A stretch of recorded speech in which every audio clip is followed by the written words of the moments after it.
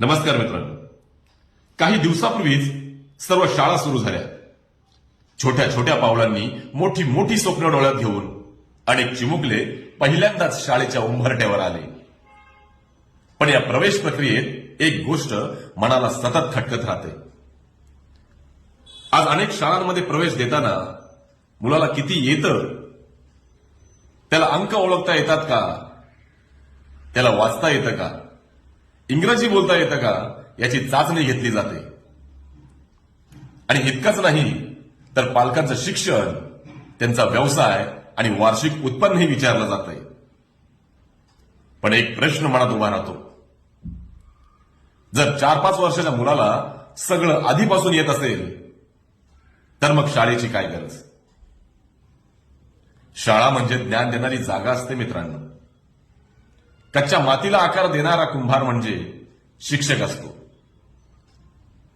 मुलाला आधीपासून सगळं येतंय का हे पाहणं नव्हे, तर त्याला शिकवून घडवणं हीच तर शिक्षणाची खरी जबाबदारी आहे. एखाद्या आई वडिलांना शिक्षण घेण्याची संधी मिळाली नसेल, त्यांचं उत्पन्न कमी असेल, तर त्यांच्या मुलांच्या स्वप्नांनाही प्रवेशद्वारातच अडवायचं का? तर शिक्षण हा अधिकार आहे मित्रांनो, विशेषाधिकार नाही.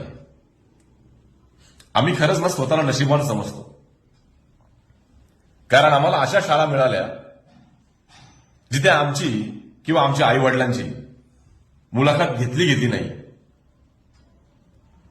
तिथल्या शिक्षकांनी आमच्यातील क्षमता शोधली, चुका सुधारल्या आणि आत्मविश्वास दिला.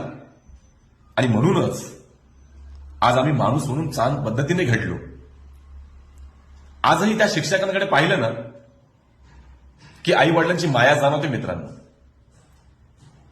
कारण त्यांनी आमचं घरचं आर्थिक गणित पाहिलं नाही, तर आमच्या भविष्याची बेरीज केली. धन्य त्या मराठी शाळा आणि धन्य ते सर्व शिक्षक ज्यांनी विद्यार्थ्यांची पात्रता गुणपत्रिकेत नाही तर त्यांच्या स्वप्नात शोधली होती. शिक्षणाचं खरं सौंदर्य मुलाला काय येतं यातमध्ये नसतं मित्रांनो, तर त्याला काय बनवता येईल ना यामध्ये असतं.